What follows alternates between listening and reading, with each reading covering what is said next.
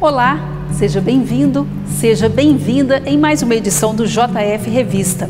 Hoje nós vamos fazer uma visita no Museu de Crédito Real, que fica bem na região central de Juiz de Fora.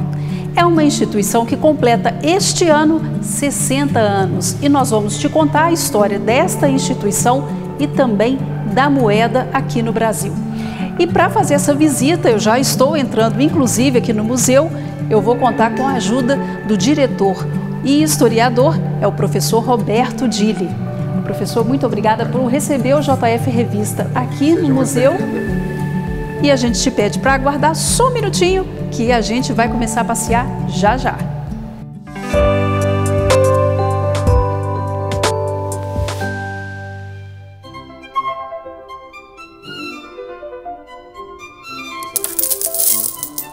E nesse passeio aqui pelo Museu de Crédito Real, a gente vai ver relíquias. Tem moedas da época do Império Romano, máquinas de datilografia, balanças. Tudo isso para nos contar uma história econômica de Minas Gerais e também do Brasil. O professor Roberto Dili vai nos explicar agora um pouco, porque Juiz de Fora era uma das únicas cidades fora de capital que tinha banco, não é isso, professor? Exatamente. Pra você ter uma ideia, o Banco de Crédito Real de Minas Gerais é o primeiro banco a ser criado em todo o estado de Minas Gerais.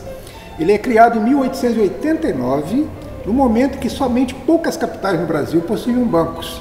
E Juiz de Fora, não sendo capital, tinha um banco. A gente pergunta, por quê? Por quê? Porque Juiz de Fora era uma cidade muito progressista. Primeiro, tem uma grande fortuna amealhada com os fazendeiros, plantadores de café. Juiz de Fora e a região foi assim, a maior produtora de café do Brasil. As pessoas não têm essa ideia. Hoje, o pouco que resta de fazendas ainda, que a gente vê como pasto, né? Antigamente era cheio de pés de café. Eram milhares de pés de café. Então esse café fez com que esses fazendeiros amealhassem fortunas e a partir disso eles recebiam o título de barões, faz com que Juiz de Fora seja a cidade que tem o maior número de barões no Brasil, porque eram muitos fazendeiros. E essa riqueza toda, esse dinheiro todo estava aqui na cidade. E isso se refletiu na criação do banco? Sim, porque como cuidar dessa fortuna, né? E logo depois, após 2 anos apenas após a cidade, a vila ter sido elevada à cidade, em 1856, 2 anos depois, em 58, chegam os imigrantes alemães. Eles transformam essa cidade agrícola numa cidade industrial, porque eles começam a criar suas indústrias e começam a produzir riqueza também através da indústria.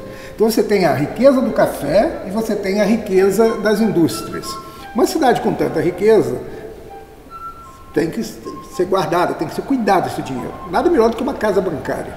E agora, curiosamente, em 1889, eles criam esse banco no momento que eu particularmente acho inadequado. Por quê?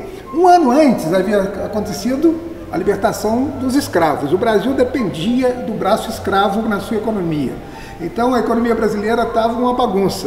E os caras resolvem fazer um banco exatamente nesse momento, né?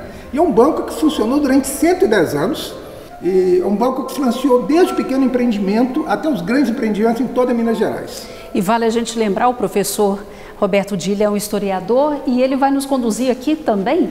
A gente consegue ver uma reprodução do momento de assinatura da autorização do banco? Sim, o documento, para autorizar a criação do banco, havia necessidade de um documento que nós temos no nosso arquivo documental, um documento assinado pelo imperador Dom Pedro II.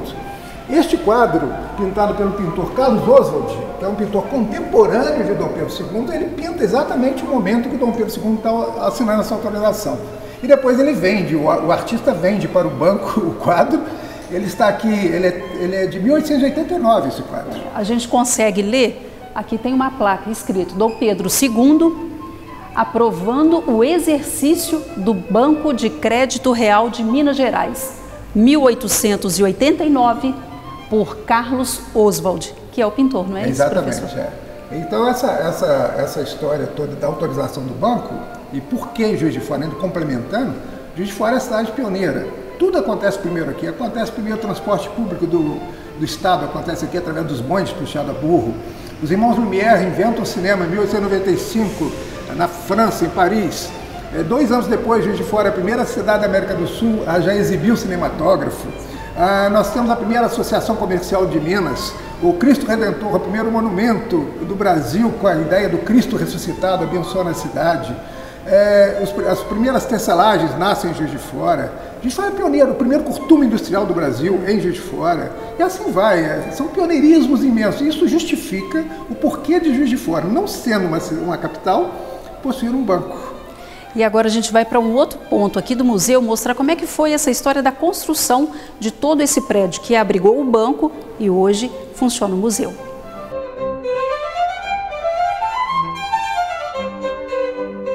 Então, de 1889 até 1930, quando foi inaugurado aqui, tem um momento histórico aí também.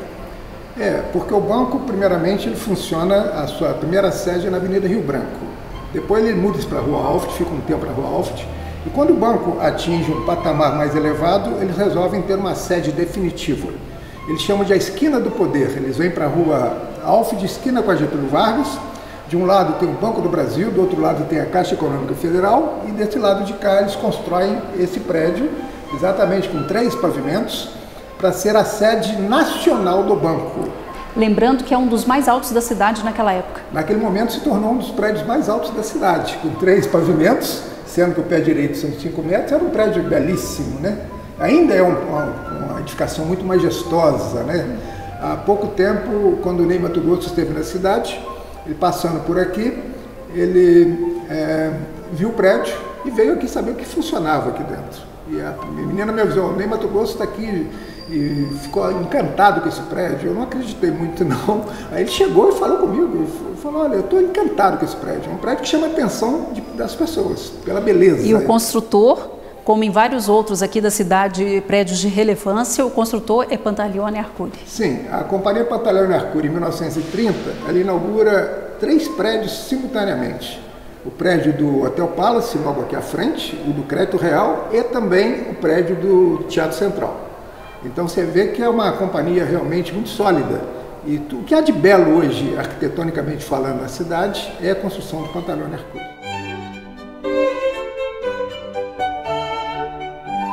A característica de todas as construções da companhia Pantaleone Arcuri é ter bastante detalhe, riquezas de detalhe. Esse aqui é eclético, mas tem uma particularidade como todos os outros. Essa parede aqui é mais uma pintura de Ângelo Bide na cidade. Ela é toda desenhada e parece até um papel de parede, assim como outros detalhes dessa sala que tem um pé direito bastante alto. Agora, essa pintura estava escondida, professor? Sim, no ano 2000, quando nós viemos para cá, a convite do governador Itamar Franco, para restaurarmos o prédio, nós encontramos essas paredes cobertas por tinta comum, tinta lisa. E fizemos a prospecção através de uma fotografia, nós entendemos que poderia haver essas pinturas por baixo. Foi feita uma prospecção, depois de ser retirado 9 camadas de tinta, nós encontramos a original e houve essa restauração, tanto nesse salão quanto no salão do segundo pavimento. E descobrimos essa maravilha que essa pintura do Ângelo Bide, que é uma coisa que não poderia ficar escondida, né? A pergunta é por que ficou-se 43 anos escondida essa pintura? E a partir daí a gente começa na história mesmo de fundação do museu. Sim, vamos falar sobre como que surgiu o Museu do Crédito Real. E como que surgiu? Então, quando o banco fez 50 anos de existência, o banco fundado em 1889 fez 50 anos, contrataram um jovem como office boy, como contínuo, José Toste de Alvarenga Filho. E ele chegou, ficou encantado, foi trabalhar logo com a presidência, serviu cafezinho para o presidente, fazia aqueles mandos para o presidente.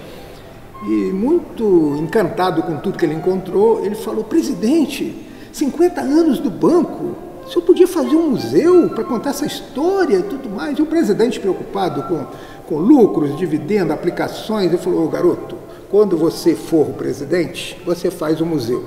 Passam-se 25 anos, José Toste de Alvarenga Filho é o primeiro funcionário de carreira a chegar à presidência.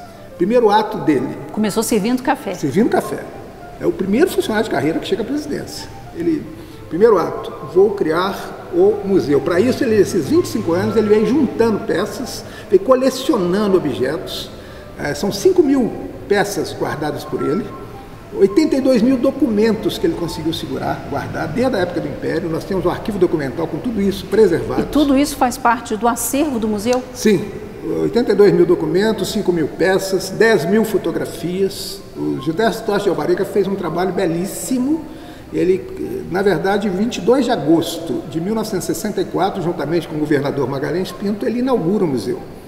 E esse ano, em agosto agora, nós fizemos 60 anos de existência. É um museu na esquina da Rua Alfred com a Getúlio Vargas. Durante muitos anos, enquanto o museu foi propriedade do banco, o museu não era aberto à visitação pública. Somente a partir de 2002, com a reinauguração feita pelo governador Itamar Franco, é que o museu realmente foi aberto ao público. Então, tem pessoas que ficam paradas aqui numa parada de ônibus que tem na entrada do museu, do prédio do museu. Vocês estão ali há 20 anos, eles vão ali esperar na sua condução, o seu ônibus, e você pergunta, você saberia me informar onde é o Museu do Crédito Real? Ele não sabe, né? Isso faz com que o museu tenha ficado desconhecido boa parte da sua existência. Pois vamos atiçar a curiosidade das pessoas mostrando alguma das relíquias do museu? Perfeito, vamos lá.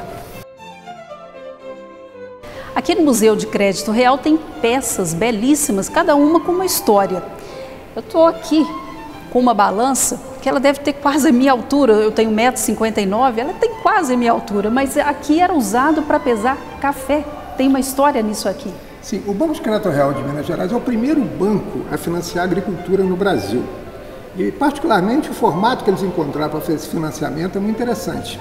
Eles faziam o financiamento com garantias reais, quer dizer, a pessoa que toma o empréstimo tinha que apresentar um bem como garantia daquele empréstimo.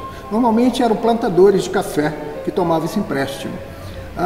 Eles plantavam café, era hipotecado o seu bem, né, e com vencimento pós-colheita. Às vezes acontecia a colheita e o café estava com preço ruim, estava difícil de vender, então cabia ao banco executar a hipoteca, tomar o bem do camarada que tomou o empréstimo e estava quitado. O banco optou fez uma segunda opção. A opção do banco foi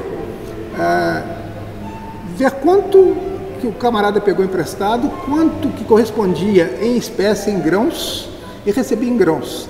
Então, o cara tomou 100 mil reais de empréstimo, correspondia hipoteticamente a 50 sacas de café. Então o cara vinha, dava 50 sacas de café ao banco, o banco quitava o débito dele, quitadinho, guardava, armazenava o café, esperava a alta do preço do café e o banco ganhava novamente. Todo mundo ficava feliz, ninguém ficava insatisfeito e o banco se enriquecia ainda mais. Isso aí no momento que Minas Gerais e o Brasil se enriquecia cada vez mais com o café que tinha peso financeiro. A economia cafeeira, ela foi a base da economia mineira, né? O café sustentou Juiz de Fora, sustentou Minas Gerais, sustentou o Brasil durante muitos anos. Era a maior riqueza brasileira, foi o café. Aqui neste outro ponto do museu tem uma parte triste da nossa história, porque nem só o café era dado em pagamento de dívidas ao banco.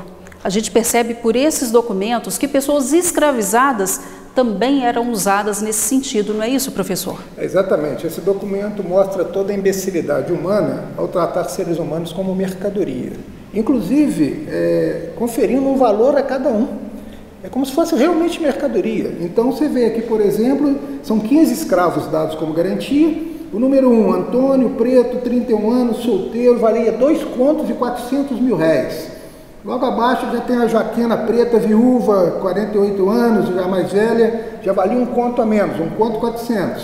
Você vê aqui o Zacarias, preto, 56 anos, já velhinho, ele valia só 500. Então um valia 2.400, outro valia 500. A gente fica assim, impressionado como que a imbecilidade humana podia transformar vidas humanas em mercadoria. É importante a gente ter esse documento exatamente para não retirar da página da história esse ato. E é uma diferença de valor que provavelmente o banco atribuía na condição de produtividade dessa pessoa. Sim, o escravo de 56 anos estava mais gasto, estava mais cansado, ele não produzia tanto, então o valor dele era menor. O mais novinho, forte, que ele tinha uma valorização maior, era considerado realmente mercadoria. Inclusive pagava-se imposto sobre cada um ao governo do Estado. A coletoria recebia imposto, é um negócio muito interessante, né? Como o professor bem disse, são documentos que servem para a gente ler, refletir e não repetir jamais na história. Aqui a gente tem um dos cofres do banco. Ele é de ferro maciço, de produção inglesa, lá por volta de 1890.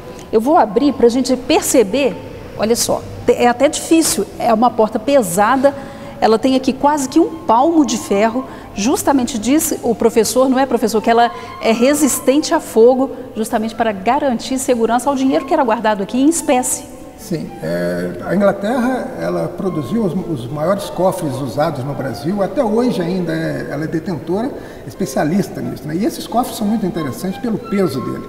Para você movimentar, você precisa de 6 homens, no mínimo, para carregar um cofre desse ao lado. E esse não é o único cofre aqui. Não, vamos mostrar o segundo? Bem interessante. Vamos lá? Este outro cofre aqui, ele tem outra particularidade. É em madeira, jacarandá, estilo Dom João V. Ele é um cofre que, ao mesmo tempo, guardava documento e dinheiro num maquinário bem diferenciado. Sim, na verdade, essa parte de cima, os livros contábeis ficavam guardados. E aí, uma delas, que ela é fixa, essa aqui, ela contém um segredo, que infelizmente não está funcionando. Conforme você rodava aqui, você soltava as gavetas onde estavam realmente guardado o dinheiro. Aí o dinheiro ficava aqui bem ocultado. Bem oculto, exatamente. Era uma forma que eles encontraram, né? Então a gente chama de armário-cofre, conhecido como armário-cofre. Ele também é do final do século XIX. História bacana, professor. E no próximo bloco a gente vai te contar a história da moeda, que começa lá no Império Romano e termina no real.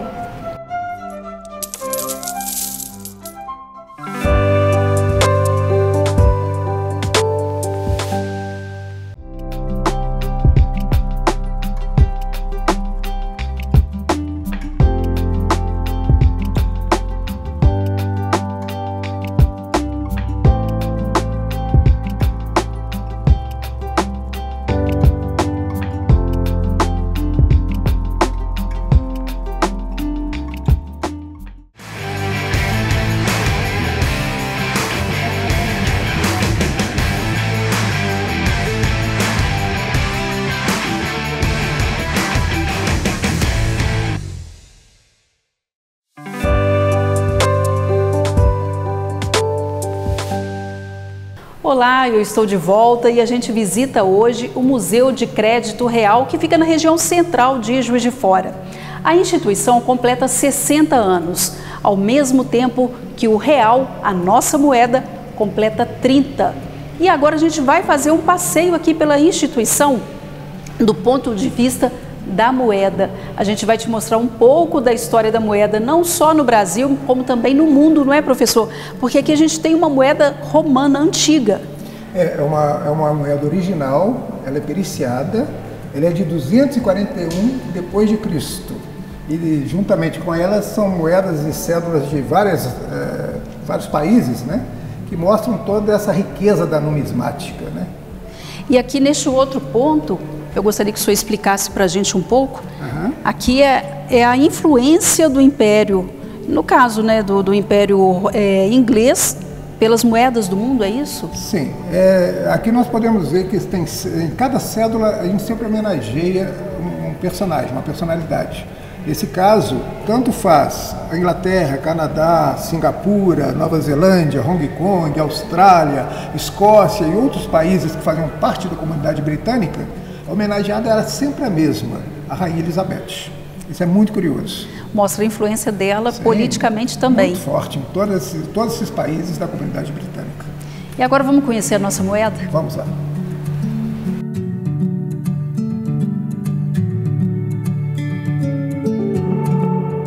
O senhor estava me explicando a homenagem que fizeram à Rainha da Inglaterra e depois teve uma mudança nesse contexto, isso não só em nível mundial. Na verdade, as cédulas elas contêm uma história, né? Então toda cédula ela mostra uma homenagem a alguém. Essa homenagem, esse homenageado sempre era da área política. Até que no Brasil, nós vamos ver, houve um momento em que resolveram, não vamos homenagear políticos, vamos homenagear artistas e poetas. Então, naquele ano, naquela edição da moeda, somente artistas e poetas, nenhum político. É muito interessante isso. Até que, no real, o presidente Itamar Franco, ele, para poder fazer um governo de coalizão, ele tinha ministros representando todos os partidos brasileiros. E cada um, na criação do real, começou a sugerir os homenageados. O que eu homenageei o pessoal do meu partido, do meu, aquele conflito de interesses muito grande. E alguém deu uma ideia ao presidente Itamar Franco que homenageasse a fauna. A homenagem vai ser a fauna brasileira. E realmente foi. Então você vê que pela primeira vez na história do dinheiro no Brasil, não se tem nenhuma personalidade humana sendo homenageada, somente a fauna. E a história do dinheiro no Brasil começa por aqui. O dinheiro no Brasil surge a partir de 1695. Então aqui nós temos o primeiro nome do dinheiro no nosso brasileiro, era o réis. Nós temos aqui espécimes originais a partir de 1705. O dinheiro surge no Brasil colônia, depois Brasil Reino Unido. Depois nós já viemos aqui para o Império, os dois impérios, tanto o Dom Pedro I quanto o Dom Pedro II. Aí você tem uma curiosidade muito interessante, os tamanhos das cédulas, que eram muito grandes, e também a variedade do material. Nós temos moedas em bronze e em prata. Agora, até chegar ao que temos hoje, foram mais ou menos 9 mudanças? O dinheiro mudou 9 vezes de nome. As pessoas não sabem disso. Durante o Brasil colônia, o Brasil Império, o Brasil República, réis, até 1942, quando Getúlio Vargas muda a primeira vez e cria o Cruzeiro. Então nós temos aqui o Cruzeiro, ele é criado aqui a partir de 1942. E é curioso, uma coisa que as pessoas não sabem, normalmente a pessoa homenageada na frente com a sua figura, com a sua fotografia, o verso da nota tem a ver com ele. Por exemplo, nós temos aqui no Cruzeiro, temos o Almirante Tamandaré, o patrono da Marinha. No verso, nós temos a Escola Naval. Nós temos aqui o Santos Dumont. No verso, o 14 bis. O Tiradentes. No verso, ele sendo conduzido até diante do Carrasco. O Pedro Alves Cabral. No verso, a primeira missa do Brasil. Então, sempre o verso da cédula tem a ver com o homenageado da frente. E aqui tem o último momento da nossa moeda. Eu vou pedir licença a vocês para ler agora um texto. Ele fala mais ou menos o seguinte: completamos 2 semanas de real. Como cidadão, posso dizer, sem nenhum exagero, que estou orgulhoso de saber que o Brasil é capaz de dar um passo como esse. Trocar todo o dinheiro do país sem qualquer incidente. Essa frase é do ex-presidente Itamar Franco. Ele escreveu 2 semanas depois de instalar aqui no Brasil o Plano Real, que foi um dos planos que mudou a economia do Brasil lá por volta de 1994. A gente vinha de uma crise econômica muito forte, houve uma transformação a partir da URV e logo em seguida o Real. O real foi implantado, na época, pelo governo Itamar Franco na presidência. E tem uma questão aí relacionada à paternidade do real, não é isso, professor? Sim. Para se eleger o sucessor de Itamar Franco, Fernando Henrique Cardoso, atribuiu-se ao Fernando Henrique Cardoso uma participação na criação do Plano Real. Mas se nós formos ver, historicamente, os fatos fundamentados, nós vamos encontrar que Fernando Henrique Cardoso não era nem ministro da Economia, como realmente vem sendo afirmado. Então a imprensa, ela gosta de diminuir a ação do presidente Itamar Franco, quando o presidente Itamar Franco é o presidente que fez o real, ele é o criador do real. E o ministro da Fazenda é Rubens Recupero, não é Fernando Henrique Cardoso. Então nós temos que voltar, basta botar no Google, é simples, para não pesquisar profundamente, põe no Google, põe assim, criação do Plano Real, você vai encontrar o presidente Itamar Franco apresentando ao povo as cédulas do real e ao seu lado o ministro da Fazenda, Rubens Recupero. Fernando Henrique pegou uma carona, se transformou em presidente, usurpou essa paternidade do Itamar Franco e é feita uma grande justiça com o nosso presidente Itamar Franco. Na verdade, Itamar Franco não só criou, como garantiu a estabilidade pela sua honestidade, pela sua integridade. A sua moral era ilibado, é que garantiu o sucesso do Plano Real. Vale lembrar que a gente vivia naquela época uma crise econômica e também política. Sim, ele moralizou o país no momento do impeachment. Poucos meses antes, os carapintadas haviam conseguido o impeachment do presidente Collor de Mello.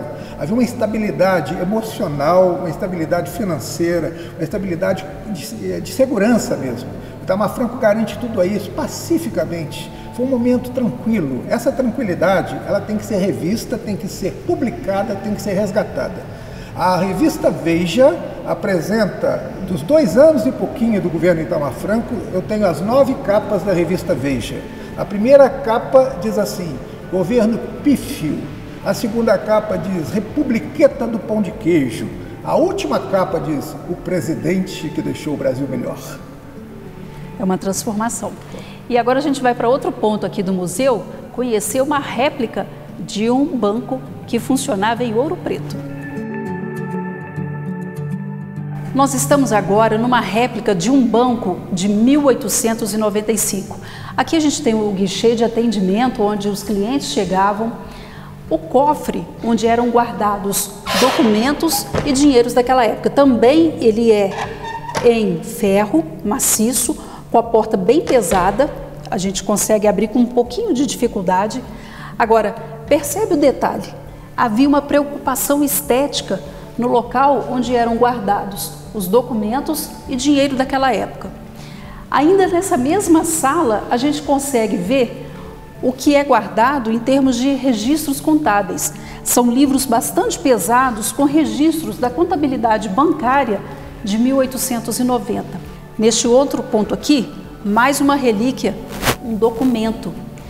Aqui é toda a contabilidade de um dos governadores de Minas Gerais, o conselheiro Afonso Pena. Dá para a gente perceber aqui, ó, que ele tinha 28.656 réis depositados na conta. Isso aqui é só parte de um acervo muito rico que o professor Roberto Dili vai nos contar. A gente ainda tem a reserva técnica, não é isso, professor? Sim, nós possuímos uma reserva técnica com quase 5.000 peças que não estão expostas ao público. E o que tem nessa reserva? Nós temos objetos bancários muito curiosos do funcionamento bancário, por exemplo, máquinas de chancelar, carnês, talões de cheque, toda uma coleção da evolução de telefones, como que o telefone veio evoluindo ao longo dos anos, documentos muito raros da própria vivência bancária.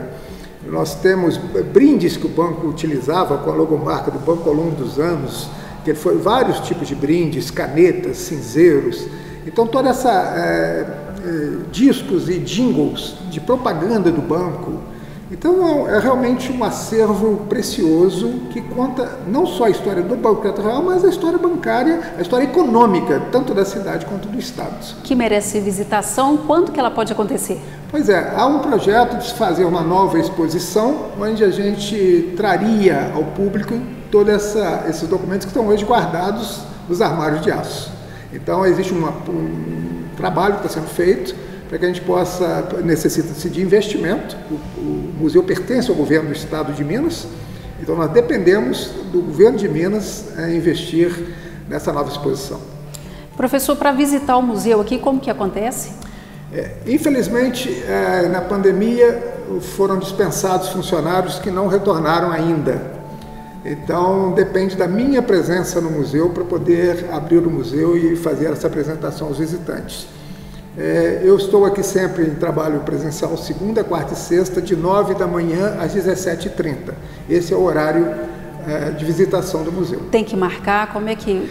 Não, a visitação espontânea não há necessidade de marcar. Agora, grupos maiores, tanto principalmente escolas, há necessidade de um agendamento prévio. Qual o telefone? 999-45-0295. Professor, agradeço a visita aqui. Obrigado por conduzir a gente nesse passeio pela moeda e pela história econômica de Minas Gerais. O JF Revista fica por aqui. Eu volto com você na próxima semana. Se você quer rever este programa e todos os outros da JF TV, é só acessar o nosso canal lá no YouTube, é o Câmara Municipal JF. E a gente está no canal 35.1 da JF TV, a TV legislativa da Câmara Municipal de Juiz de Fora. Até semana que vem.